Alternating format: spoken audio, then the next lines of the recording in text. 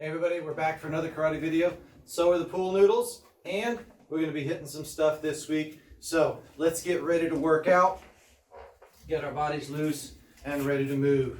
Let's bow in. Come to ready. Attention. Bow. Always return to ready position. We're going to warm it up with some good old-fashioned jumping jacks, starting out, and go.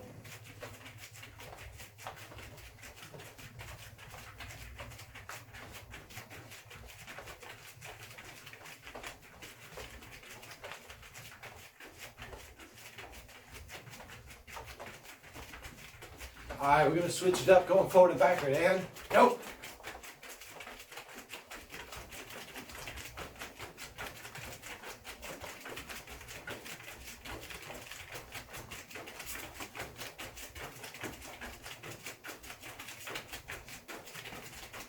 All right, one more switch up. We're going to go and do some twists. Ready? And go. There we go. I'll work out my coordination sometime too.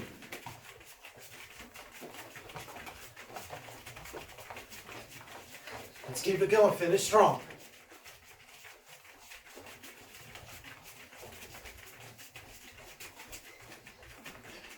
And stop. Good. All right, way to keep going. All right, so we're going to get into our stretches. Let's start circling our head around. Get our neck loose.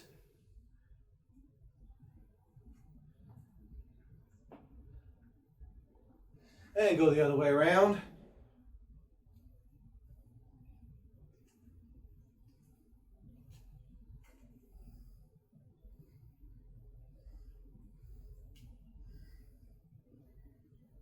Good. Circle your arms. Big circles going forward.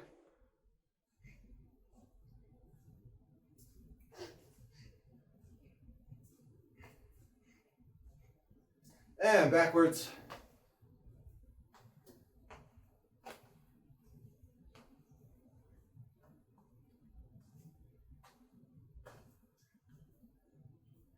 And cross them.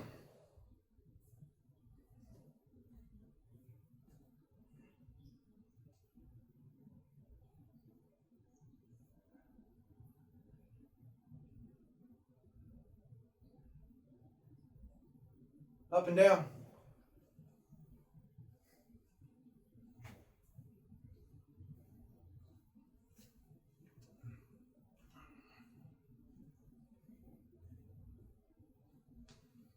And twist your body side to side.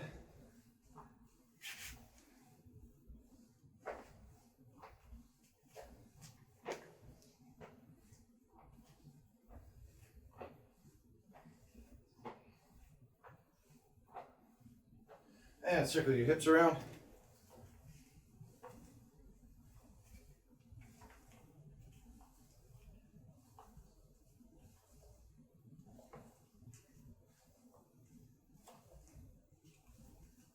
Go the other way.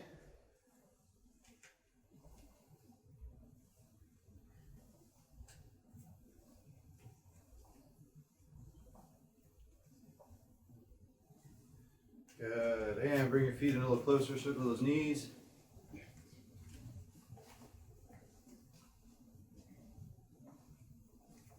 And circle the other direction around.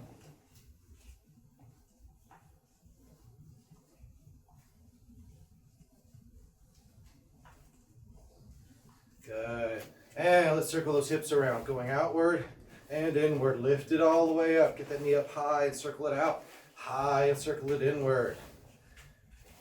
Get a good range of motion around on that hip. And this motion also supports some of the motions we've got to work from the hip in our kicks too. And switch it. Again, outward, inward. Good big circles. Up and out. And then over and in.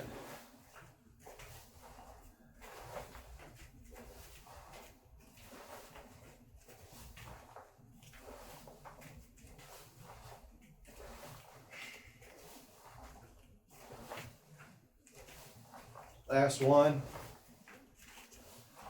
Good. All right, we're going to be making some contact this week. So some things for you to keep in mind. We're using pool noodles for training our blocking. We've been doing that for a little while now. These are pretty cheap to come by.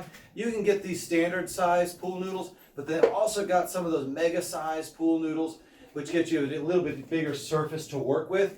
You may decide you like that better with the resistance, or this might be just fine. And there's plenty of ideas about how to make a firmer blocking device out there. Just DIY with hardware store stuff. And you can find those all over the place. But we're going to use pool noodles because they're easy and they're cheap. Let's start off with working through how we're going to work this so you can follow along with at home. We're going to use a format that we call Tenokata. Tenokata is a universal form, universal practice. Okay, so I'm going to step from my ready stance. I'm going to step back into a front stance. So I'll use that circular step back into front stance. Notice my body's moving slightly off the line towards that back foot. And I mean the line of attack. It's coming straight in at the center line of my body. As I move backwards, I'm moving my body off the line of the attack. Then with that lead side, I'm going to do the inside middle block, our basic block for this month. Inside middle block is a parrying block, and that means that it's going to deflect the incoming strike away from us. We're not smashing with it and striking in with this block like we might for an outside forearm block. But with this inside forearm block, I'm coming inside the attack and pushing it away. Okay, so I'm stepping off the line and I'm going to block. So I'm already creating some distance between me and the attack itself, and then I'm just deflecting it a little bit more for some increased safety. Always make sure that free hand is pulling back. Get a good strong hikite motion with that free hand. Then you'll return back to ready position. Then we just repeat that on the other side. Again, stepping back, front stance, inside middle block, pushing that attack away, and then stepping here. It is not necessary that you carry that hand further out than your shoulder. Right here is fine.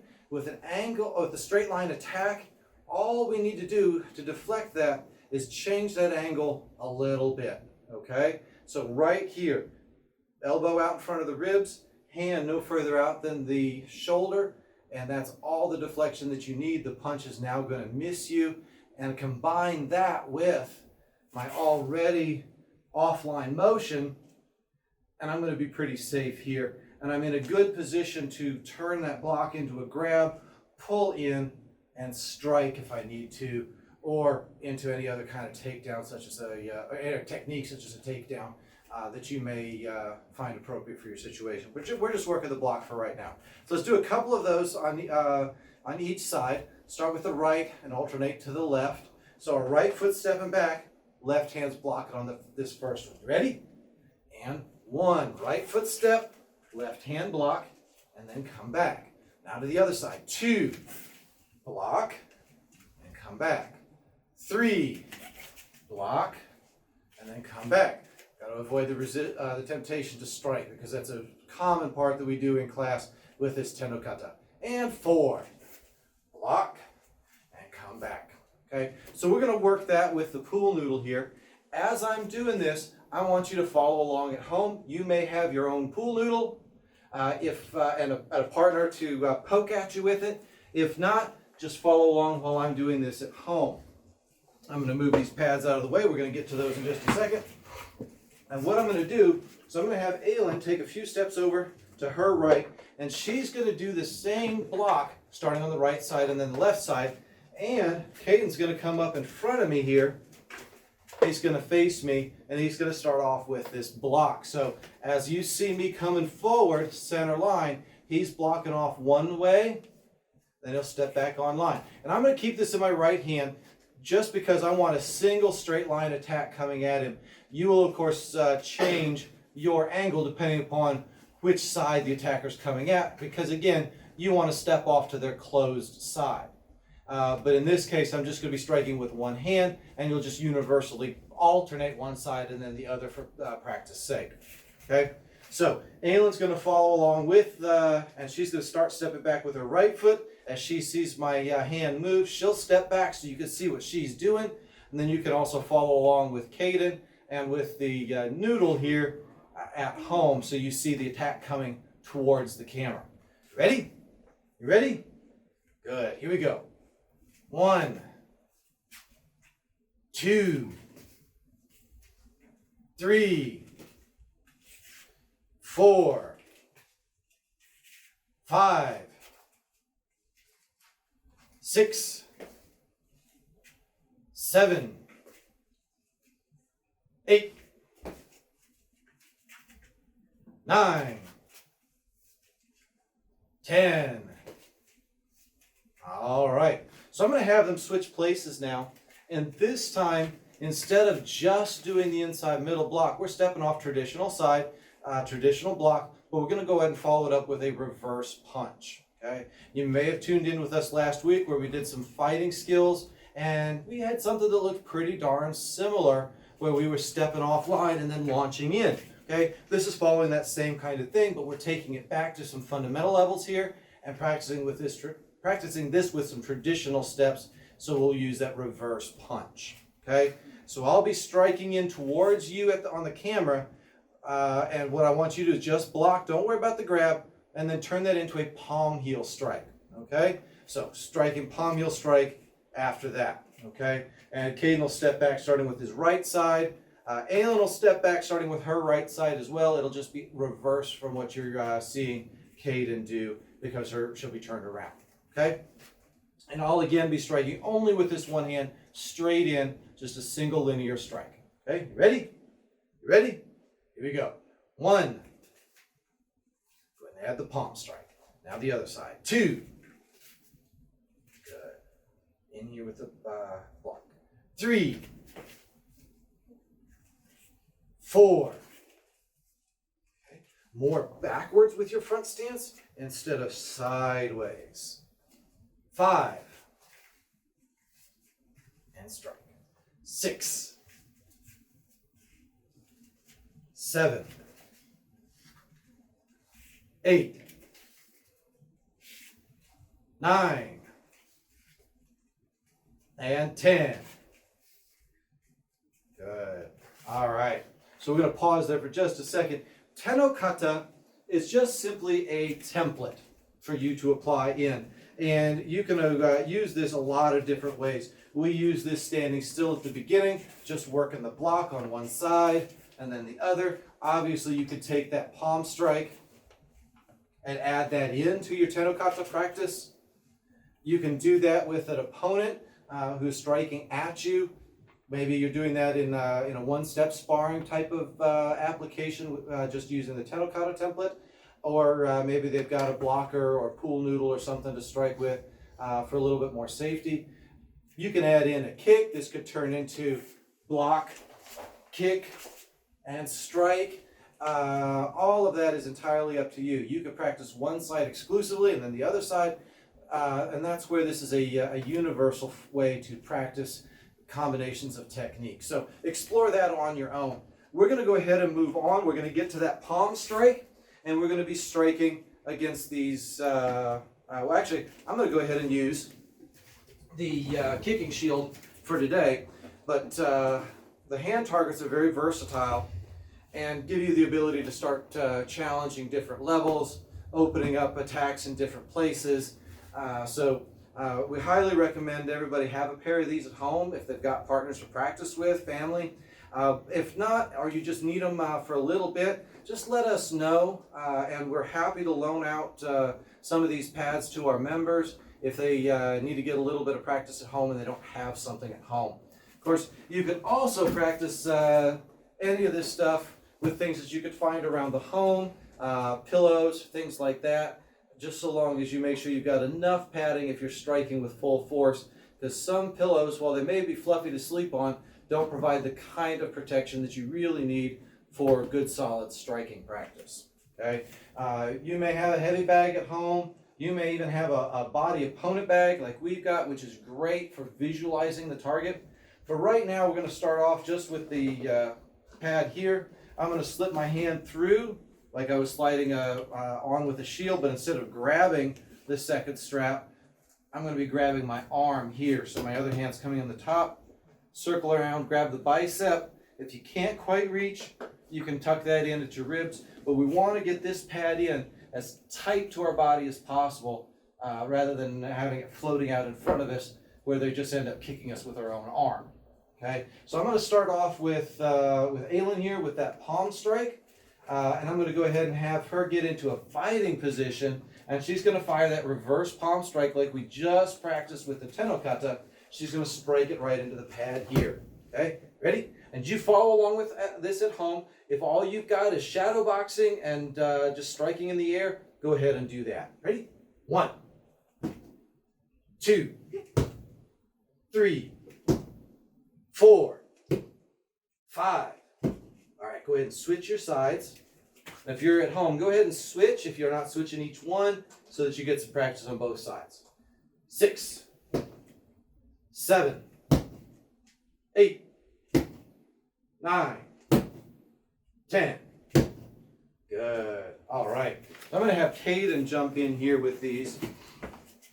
And rather than show you the hand targets, which work just the same as with this, just you hold up a different hand, and he would alternate hands depending on which one you're holding up, get him to target different things. I'm going to show you the body opponent bag.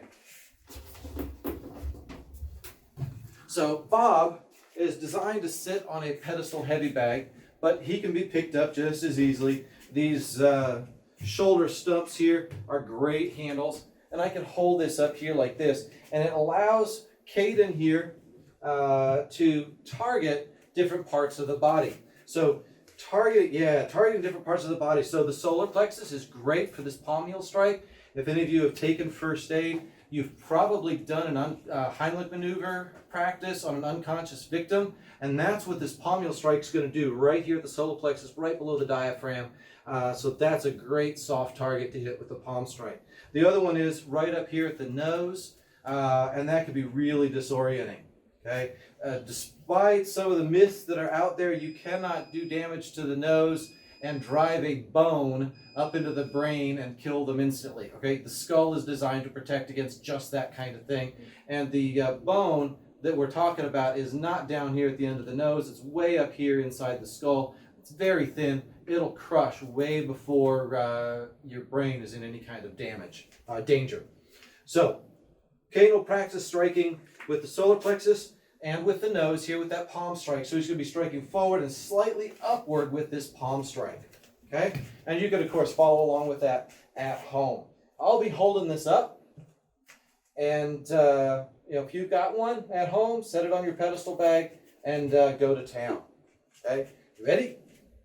And 1, 2, 3, 4, 5. And switch your sides, practice for the other hand.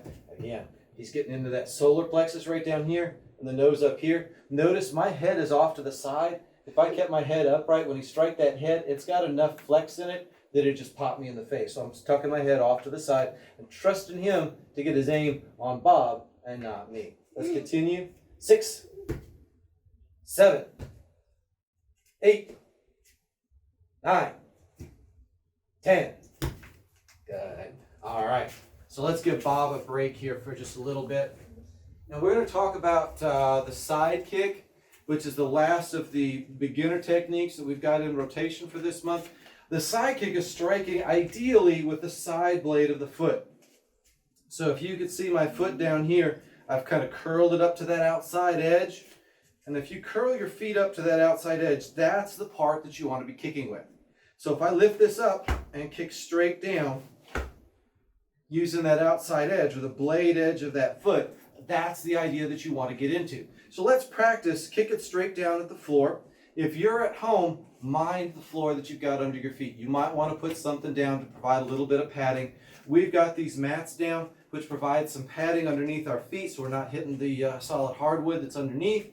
And so we'll be lifting up, striking down with the blade edge, and then the other side. And balance on that blade edge. Good for balance. Makes you have a 2-for-1 workout here. So just a couple of those, and then we'll get into striking the pad.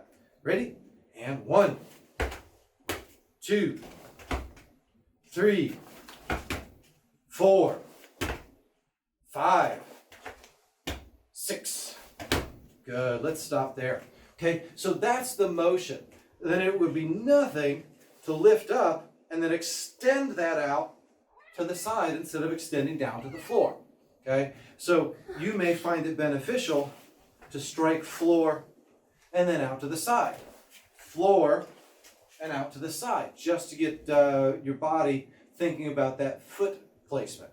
Of course, as you're doing this, make sure that we're not keeping the feet planted in the same position as we try to kick to the side. We've got to turn that base foot to open the hips up. So as I lift up, tap the floor, lift up again. As I kick out, turn that base foot and still extend with the blade edge. Okay, so we're going to do that with Aylin here with this pad, and she's going to get herself set to practice this side kick. Okay, I'm going to hold this down just a little bit lower, and I'm going to center this so that she'll be kicking right here where the words are, right over my thigh. Okay, so I'm going to get my thigh nice and tight behind it so she can kick. Okay, just like that. But watch out, we won't kick with the blade edge of the foot, not with those toes. Trust me, I've made the mistake of extending out with my toes, and I've hurt both big toes on each of my feet, and I can tell you that hurts, and they don't bend quite the same as they used to now as a result of it. So avoid my mistakes and really push out. Almost think about using the blade down by the heel as opposed to up by the toes. All right, you ready? Follow along at home. 1. Right in here at the letters. 2. 3. 4. 5. 6. All right, go ahead and switch. If you haven't switched at home, go ahead and switch sides, practice both sides. 7. 8. 9. And 10.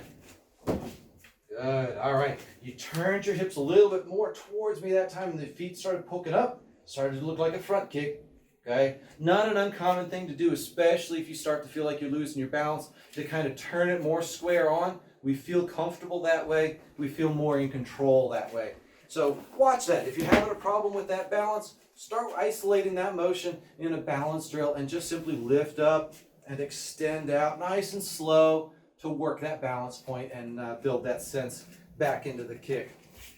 All right, so now we're going to work this with Bob here, and Kane's going to be working that side kick right in here again to the solar plexus, but we can also, because the ribs are going to extend a little further down and provide some protection, we can also bring this kick down closer to the belly button. But for Bob here, well, we've got some padding down there just to avoid missing and striking low. We're going to be aiming up in more towards the solar plexus portion on Bob. They do make some of these where the torso extends further down, and they've got some fake boxing shorts molded in. But this one is cut off just below the belly button. And to make sure that I'm always on the same level and he's always kicking safe, we're going to kick just a little bit high on Bob today, but low enough that we're not going to be contacting those ribs, and we can still be cutting in with that kick into the abdomen and getting the penetration that we really need out of this kick. Okay, so I'm going to hold this here. Again, my head's out of the way because I don't know if this is going to rock back and pop me on the nose. Okay, ready? And 1, 2, 3, 4. All right, Caden really wants to kick up high, so I'm going to move my head out of the way and let him kick this last one on this side up really high. And 5. All right, felt like toes with that one, so watch it. Okay, switch to the other side. Same thing on this side. We're kicking just below solar plexus on Bob. For you, your target's probably going to be more towards that belly button, so you can clear the pelvis and clear the ribs in between there. Ready? And 1,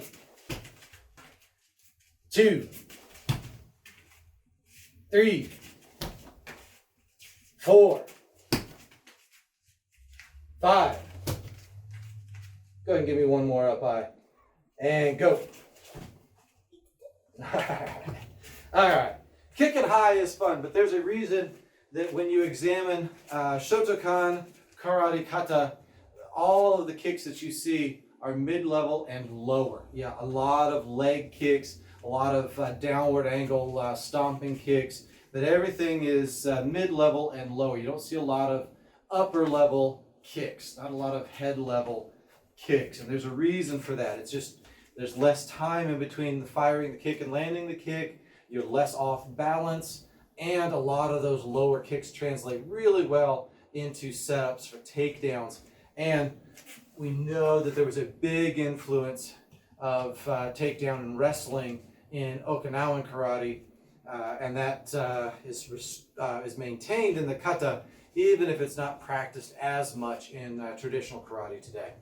All right, we're going to set these things aside, and we're going to go ahead and stretch out for the end of class today. Again, this is the first half of the workout for you at home. Make sure you're going and checking out the kata online. We've got the videos as well as the PDFs up on the website so that you can follow along at home step by step and get the practice in on your own time, because there's a lot of kata, and if we stayed on the video for you to practice just your kata, you'd be twiddling your thumbs or trying to fast forward until we got to just the right one for you, and the video would end up taking several hours to complete. So we're going to go ahead and stretch and bow it out. So let's bring our feet in. Big breath in and out as we hang it forward. Hanging it there, you're going to be real tight at the beginning, but if we've been moving, our muscles are going to be warm and they'll take to the stretch really well. So breaths in and back out. Let your body relax into the stretch.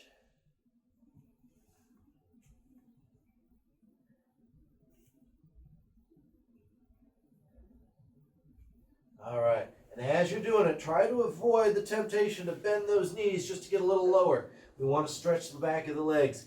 And if you're feeling the stretch and you can't touch your toes, there's no shame in that. That just means that's where you need to work. All right, bring it back up. Step your feet out a little bit wider. And again, hanging it down center. Breathe it in. Breathe it out as you relax into that stretch.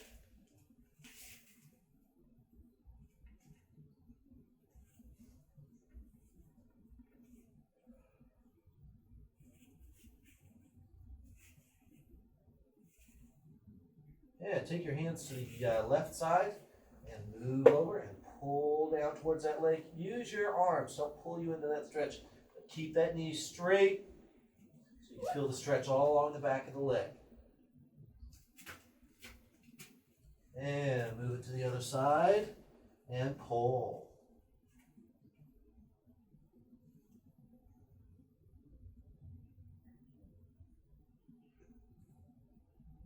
And bring it back middle. Big breath in. Breathe it out. Come back up. Good. Feet out to our horse stance distance here. Squat it way down. Elbows on the inside, pushing the knees outward.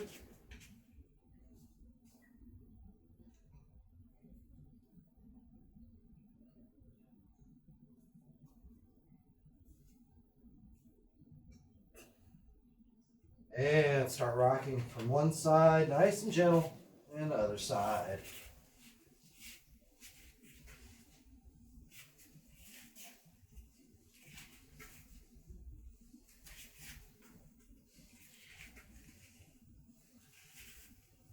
One more time around, and bend that right leg all the way.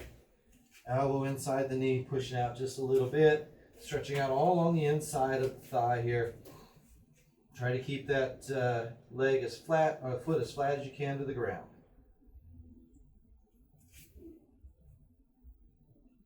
And keep it low. Switch it over to the other side.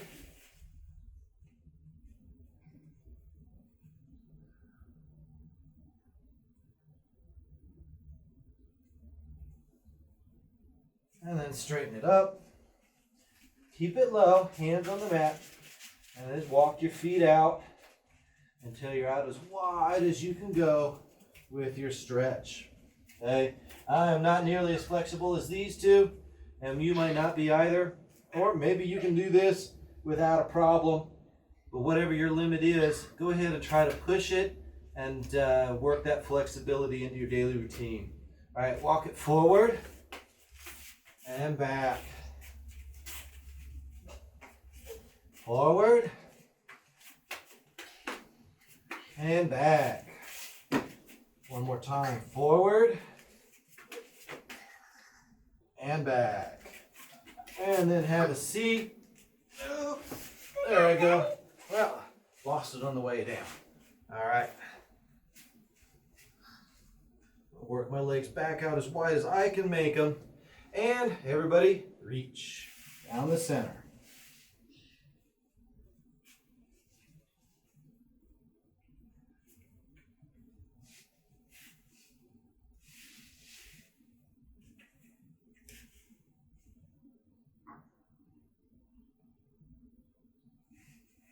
And reach to your left side, both arms reaching.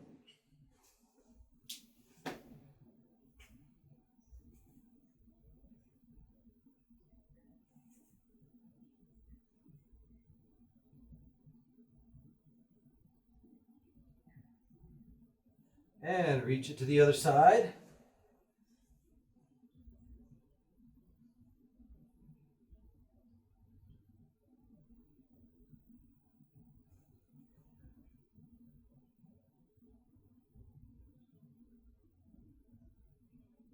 And relax it back to the middle.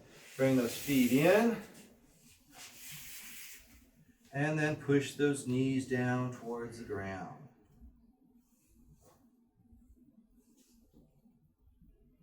Obviously, these two have a lot more work to do to be able to get their knees on the ground.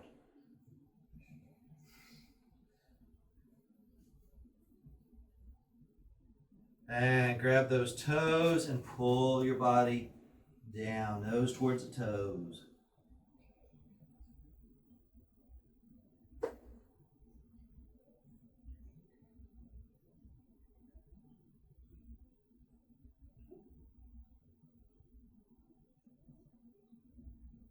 And straighten it up.